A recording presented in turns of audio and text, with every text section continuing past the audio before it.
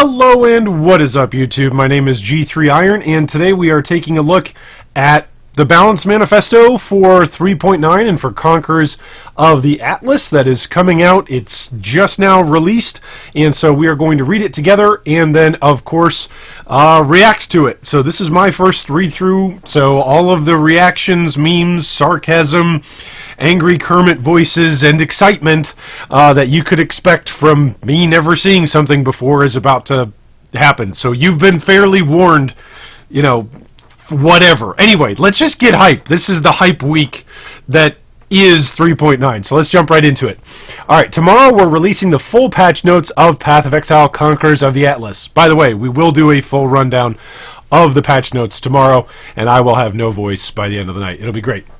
As usual, we'd like to talk about some of the major balance changes we've planned for the expansion, bows and other ranged attacks. The majority of our attention has been focused on bows, giving them a sweeping review similar to the attention received by spells, melee attacks, and minions earlier this year. Overall, there are significantly fewer changes to bows compared to the previous reviews. Bows have been consistently viable for quite a few leagues, so most of the attention has gone into raising up unused mechanics and trimming some power from mechanics that outshined other alternatives, or read that as nerfed. All ranged attack skills have been reviewed, with most receiving numerical adjustments, mostly buffs. Specific skills being changed mechanically have been talked about in this article. Certain skills have received significant damage increases if they were not seeing much use, especially if they were greatly affected by what? Especially if they were greatly affected by the following changes.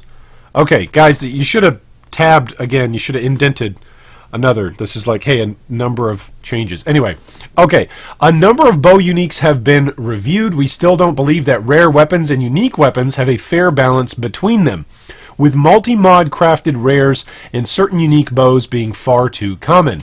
We've made some changes to improve this, but are aiming to make further changes in the future. Okay, so talking about item balance, they're not like reworking and overhauling all of item balance between, you know, uniques and rares at the moment. So that's good news, at least for those of us that were hoping for some consistency from Path of Exile pre 3.9 and now post 3.9.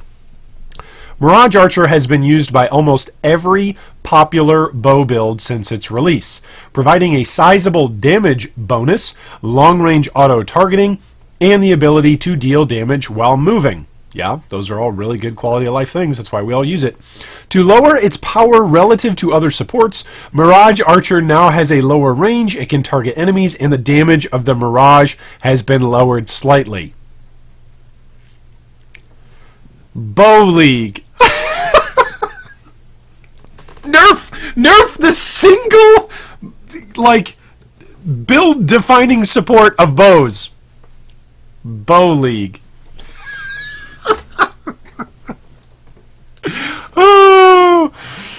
Oh, GGG, never change. Never change. This is like when they said that, what was it? Was it Synthesis or was it Legion? Or maybe it was Blight, that it was going to be a Flickr-friendly league, and then Multi-Strike was broken and you just couldn't use Flickr for a long time. Anyway, alright, continuing on. Similarly, the point-blank keystone has been seeing use on many bow and other projectile skills for a long time. We felt the damage bonus was too great at close range, forcing a close range playstyle onto a long range weapon.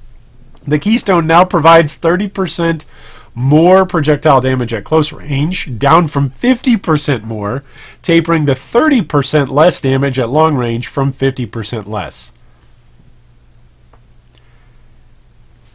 Bow League. Oh, man. Okay. We're going to keep going. I'm sorry. We've made adjustments to the damage provided by the Shaper mod that grants cold damage per 10 dexterity, and the cold damage bonus on Hiri's Ire. The large amount of added damage from these two items was too great an increase for too little investment. More item modifier changes are noted below. Bow base types have been adjusted, giving more of a place to unused base types. The assassin bow, sniper bow, and recurve bow types now have global critical strike multiplier. The spine bow, ivory bow, and bone bow now have higher critical strike chance and attack speed at the cost of damage. And the ranger bow has slightly more base damage. The most powerful uniques using those base types may have been adjusted to compensate for the increase in power. Okay, interesting. Bows and wands can now roll one attack speed tier higher than before of the acclaim modifier, giving 17 to 19% attack speed. This makes it possible to have a faster, rare wand or bow than before and increases the difference in power between crafted speed modifiers and rolled speed modifiers. Oh, interesting. Okay. So they gave us all of these tools to craft, but now they like to multi-mod into craft with the rework of the masters, but now they want us to go back to old-fashioned crafting using currency. Okay. I mean, that's fair. That makes sense. They're rotating a meta of how we craft. That's fine. Bows and wands. I'm sorry, I just read that one. Ranged attack totems have been rebalanced and renamed to ballistas. Passive tree improvements have been made, including a new passive tree cluster that includes some moved and reworked totem notables. The changes can be seen here. Yep, we saw those earlier in the week. Wand base type damage values have been improved, and many of the above changes, as well as the new barrage support, will affect wands. We won't be making a significant wand-specific changes this league, as we want to do this as part of a more complete archetype package. So that's a hint. A wand archetype is coming. Not this league, down the road. The question is, will that be like the revamp or the rework that they did with Raider, which really didn't end up being anything? I don't know. They're using archetype language here, so my guess would be that it's going to be more significant than what Raider actually saw. All right, minions. So those of you who are hoping to play summoners this league, let's find out. Overall, the diversity of minion builds as a result of the 3.8 minion review has been positive. You don't say? 40% of Blight League playing a summoner at any one given time? You don't say? But there are a few mechanics that are sitting above where we'd like them to be. The following changes have been made. The following nerfs have been slapped. The weighting of minion modifiers on convoking wands have been lowered, making it harder to roll a great minion wand. Minion movement speed increases on the passive tree and the necromancer have been lowered. Both the damage and the buff from the feeding frenzy support have had their values lowered. Oh, that's a bummer. As the support was providing too much damage. Even if a player didn't want aggressive minions, the support was too powerful not to use. Oh, kind of sounds like Mirage Archer, but for minions. At least there's some consistency there. Raised zombies had too much damage and life for a small investment. A small investment? The entire build has to be about zombies! That's the entire... all 80 of your passive points that you get from levels have to be about zombies. Anyway, okay, I'm composed. They've been lowered in power slightly in several ways. Lower base damage, lower area of their slam, no life multiplier per gem level, and a longer slam cooldown. And we already don't have Violent Dead available to us in leagues anymore. I want to say it was last week or the week before that we said, look, don't worry. If they slam Necromancer, that's not the thing that summoners need to be worried about, because you can always play a different class, but still summon. Really, the thing that you got to worry about is if they hit the gems, and they are hitting zombies. So we'll see what the numbers are when patch notes come out. We felt Ray's Spectre was too easy to get a third Spectre at gem level 21, especially with Necromancer's Unnatural Strength passive. The third Spectre is now granted at gem level 25, giving a more challenging threshold for characters to strive for.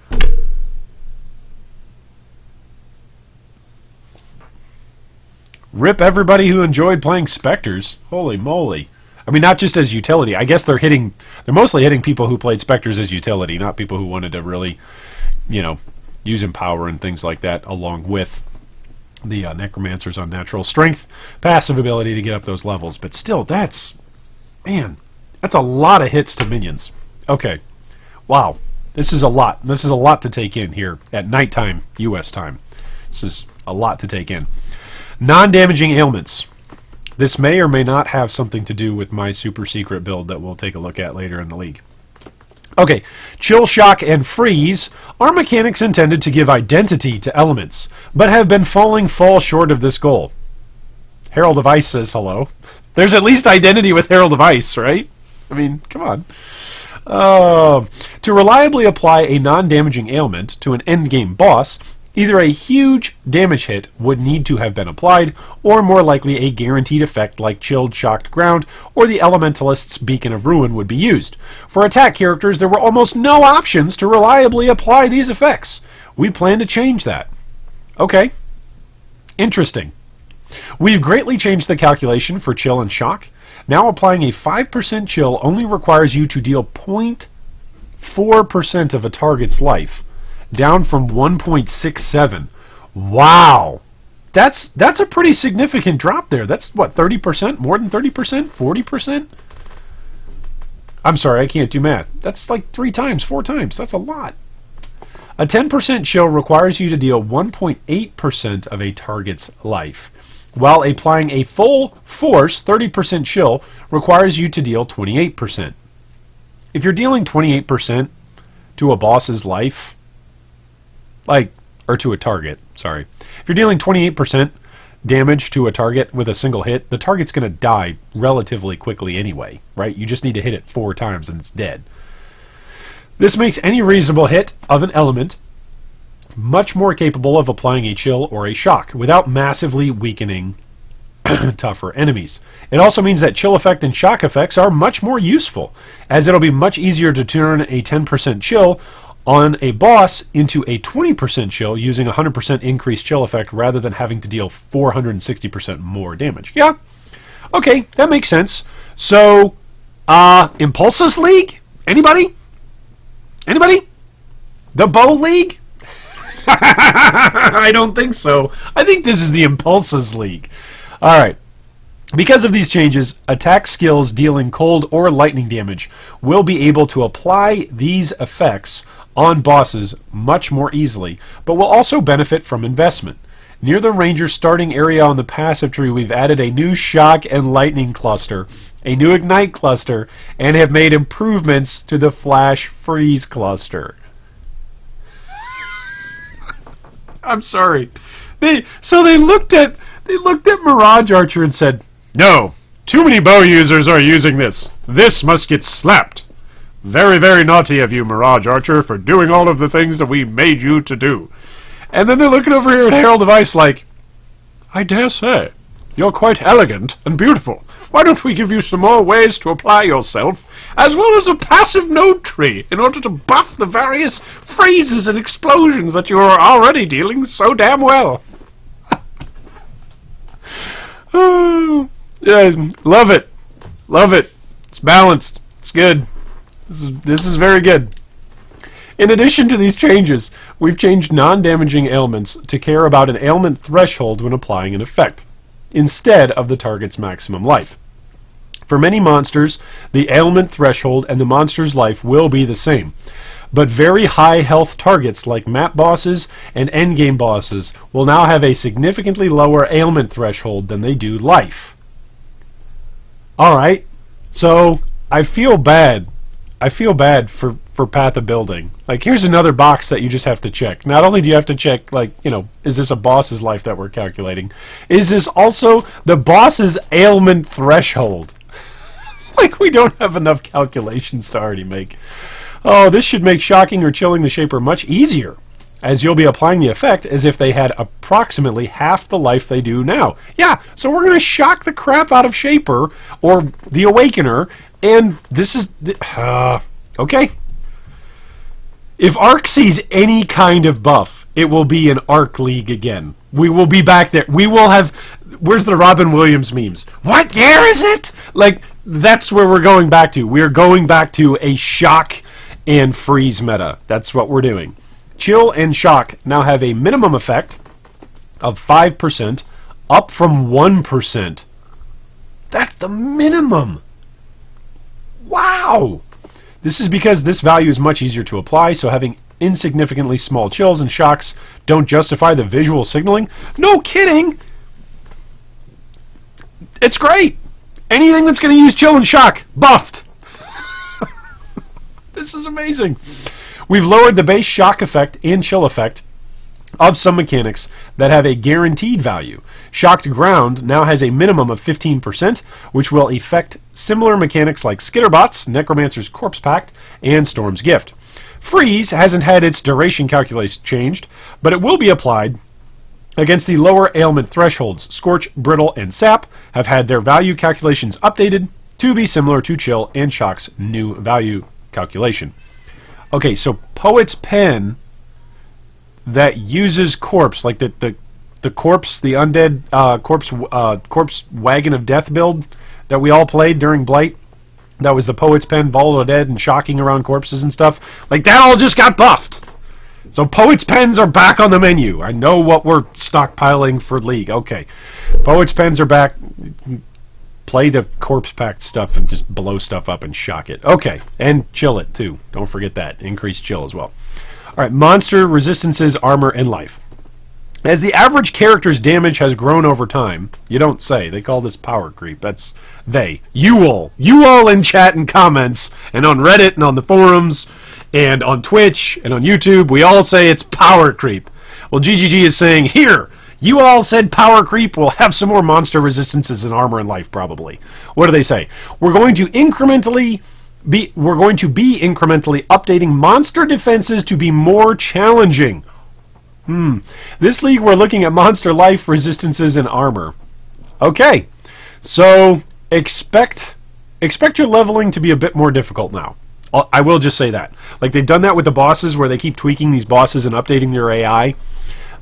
So expect monsters to be a bit tougher to kill now as you're going through the 10 acts. Maybe it won't be noticeable, but we'll see. We have done a pass over the resistances of all monsters in the game.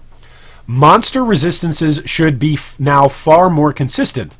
In general, monsters have more resistances than before, in particular bosses. A regular map boss now has 40% elemental resistances, up from 30%. Okay, that's a buff for Inquisitor, right? If you were thinking about playing Inquisitor and you can just penetrate enemy elemental resistances, go play Inquisitor. So, unless Inquisitor gets a buff, or, I'm sorry, a nerf, go play Inquisitor if you want to penetrate those. 25% chaos resistance, up from 15%. A very strong boss, like the Shaper, now has 50% elemental resistance, up from 40%, and 30% chaos resistance, up from 25%. Huh, so he got not quite as much percentage-wise? Yeah, as regular bosses. So Shaper will be easier to kill with chaos builds, in theory, than regular bosses will, just because of the resistance conversion. I guess. That's interesting. Monster armor has been largely irrelevant beyond a very low level for a long time. That's because armor's bad. Reducing reasonable physical damage hits by almost nothing. To mirror the resistance changes on monsters, we're updating monster armor growth to be something that noticeably impacts physical damage characters when fighting highly armored monsters? So GGG's like, last year, right, when Betrayal came out, they're like, hey guys, we know that pure physical builds are crap, and you just play elemental builds all year long, and everybody's just been playing Arc, and that's it. So, you know what we've decided to do? We've decided to give you the Impale ability, and now you can stack up your charges for physical damage, and you can just really stack the heck out of your physical damage, and go do that. GG, flash forward 1 year later. We've noticed that people are playing physical damage only builds, and this makes monsters absolutely irrelevant in terms of their defenses. So now we got a buff armor. I love it. I love it. This is one of the things that I love about Path of Exile, is that it is a continually growing and changing game, and it makes us think in a lot of different ways about skills and builds and abilities and characters that we might not have previously thought about how we would use them. Okay, speaking of Impale, it says here in the next line, for builds that are most affected by this change, we'll be adding a new stat that you can invest in that lets hits bypass an amount of physical damage reduction on enemies? Is this like physical pen? Is that what this is? This stat is enemies have -X to total physical damage reduction against your hits. Oh my gosh, that is wordy. Okay, guys, you just did like the non-ailment damage taken as hits thing. Like you just changed the wording on that, and this is what you come up with? Ah! What's the abbreviation for that? Enemies have minus X% to total physical damage reduction against your hits. Oh, by the way, that's also your hits, so that's local. That's not going to be your totems, right? Or your minions? Or your allies. That's interesting. This can't reduce physical damage reduction below 0%, unlike resistance penetration stats. Okay, so once again saying, hey, physical-only players, screw you, elemental is still the way to go. Because if you can get something to negative resistances, maybe if you're new to the channel, you might not know that. If you can get something to negative elemental resistances, it essentially functions as a multiplier. Like you just start doing insane amounts of damage when something has less than 0 resistance, when it's got negative resistances. So this is just another big middle finger to anybody that wanted to go full physical. Okay, so this will be found on various weapon notables on the passive tree, as well as a few smaller clusters and new influence modifiers. This stat would also apply to physical damage reduction from other sources like endurance charges and map modifiers. Okay, so if you roll a map and it says monsters have got plus 20% physical damage reduction, you can pen that if you put enough passive points into it. Impale is significantly affected by the higher armor values because of how its damage is dealt in many small hits. Impale isn't directly affected by your modifiers, so it doesn't benefit from the stat mentioned above. Yeah, so you gave us Impale a year ago, and now you're like, hey, you're stupid, why are you playing with Impale? It doesn't do anything. Instead, some Impale passives and the Impale support will cause Impales applied to give monsters -% to total physical damage reduction against Impale. So Impale has its own really wordy stat to negate enemy resistances against physical.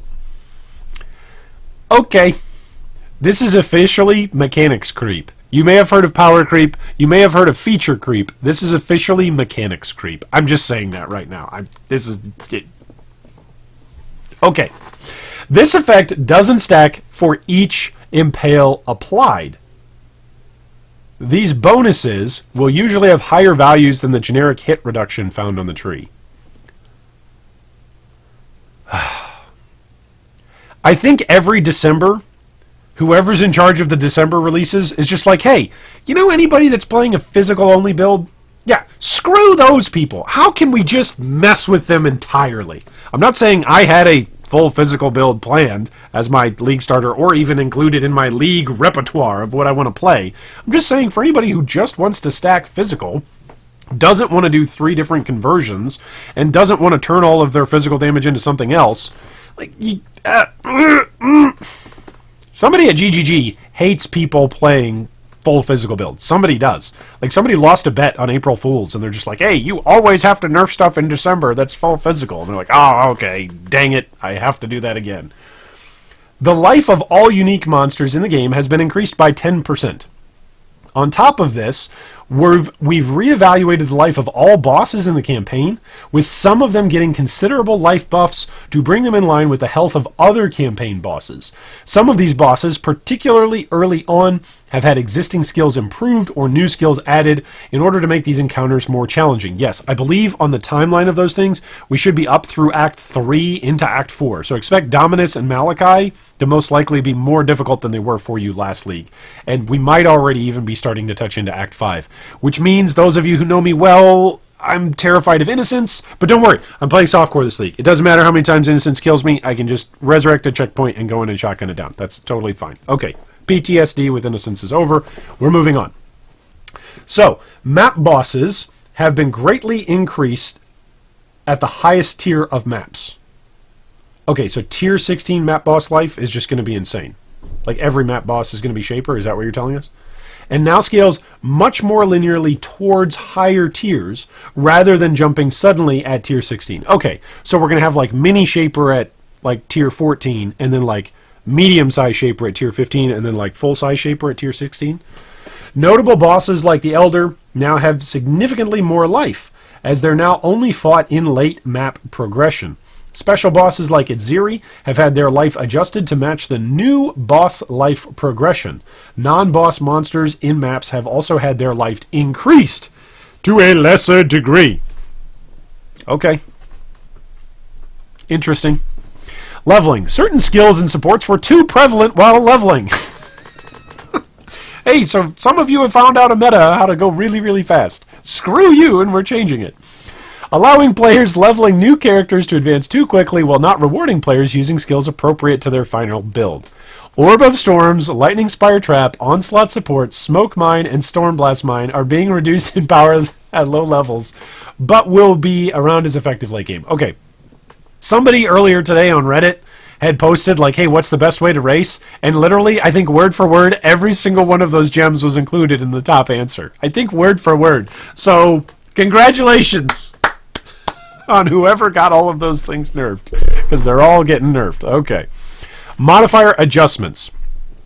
As Elder and Shaper items will now be harder to obtain, and a large number of new mods have been added to the new influence mod pools, we've taken this opportunity to go back and reevaluate the number of various mods that have been added over the years through the Elder Shaper Influence mod pool, the Fossil mod pool, as well as the Veiled mod pool. The goal of these changes is to have fewer must-have modifiers that outclass all the other alternative mods, and not have the Shaper Elder Influence mod pools and multi-mod crafted items completely outclass the new influence types on some slots. Here are some of the changes.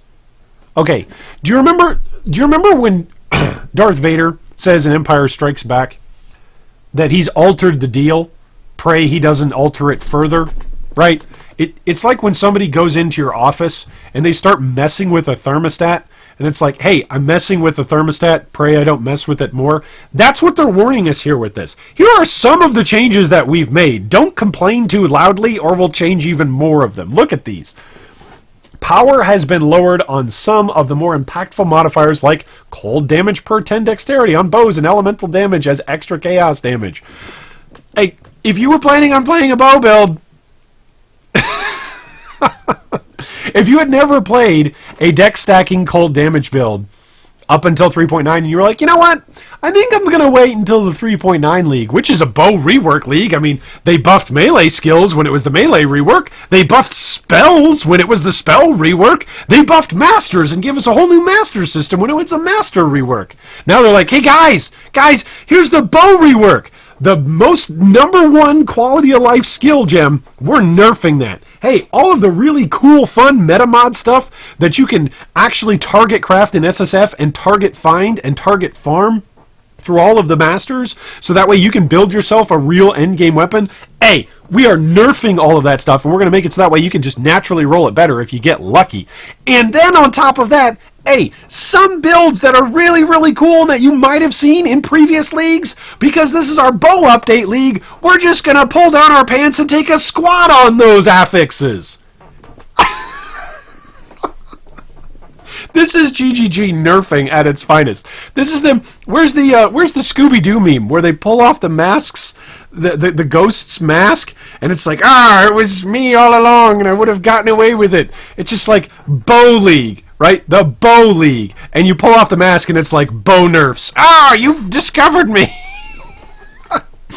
Some modifiers no longer appear on Shaper or Elder items, like the increased physical damage and socketed gems are supported by modifiers on two-handed weapons. Okay, so if you're using two-handers, you're not going to be able to just have, like, Fortify on there. Or Maim. Are we no longer going to have that? Are we no longer going to have Maim chests? Is that what we're no longer going to see?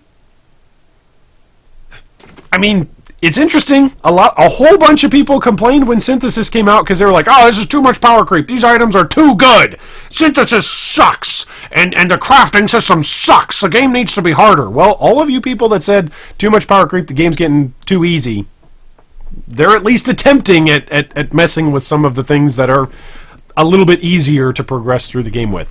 The can have multiple crafted modifiers mod has been changed. now granting can have up to 3 crafted modifiers.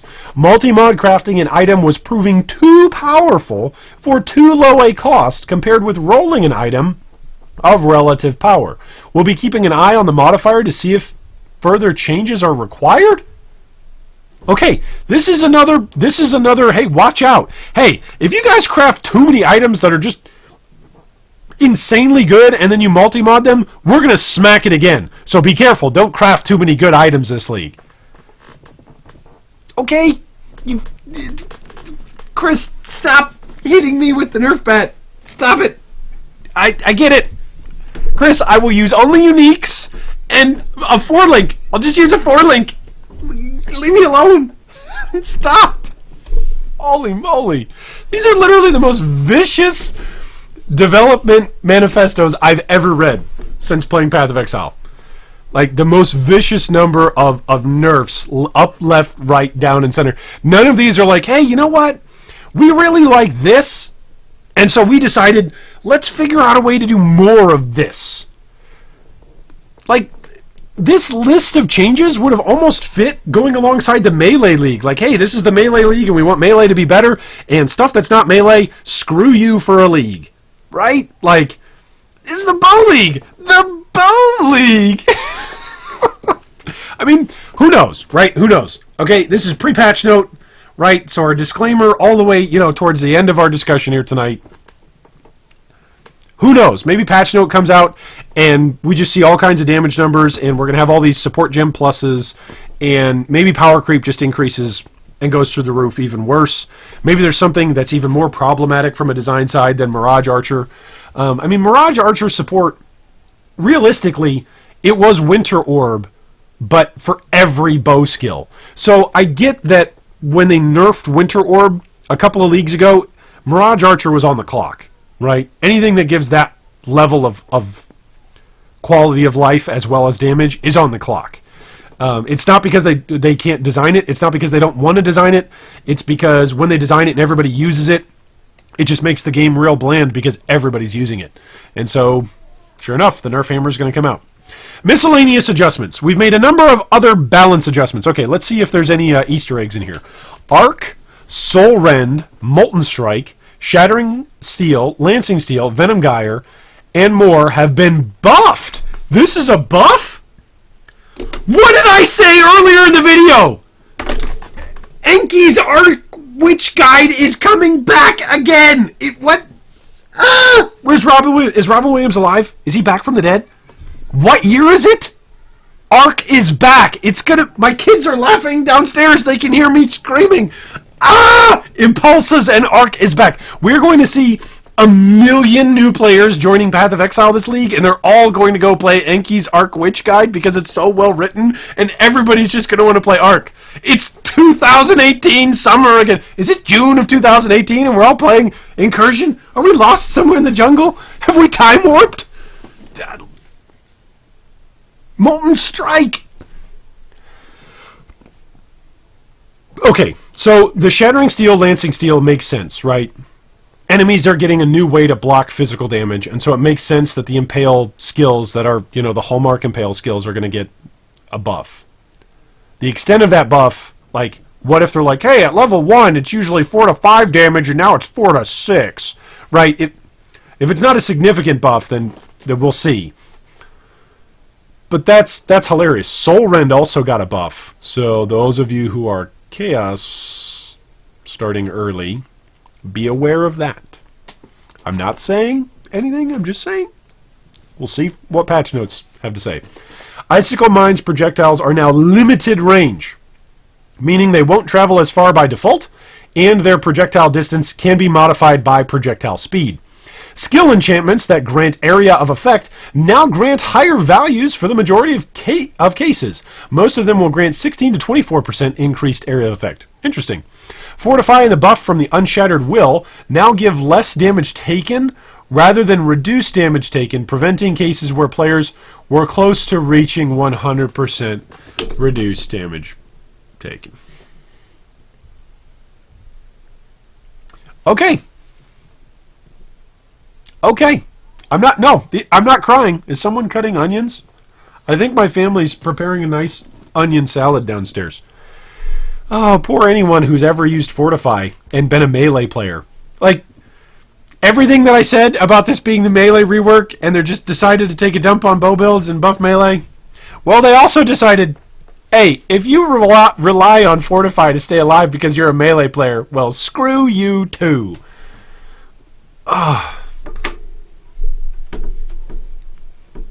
Okay, ladies and gentlemen,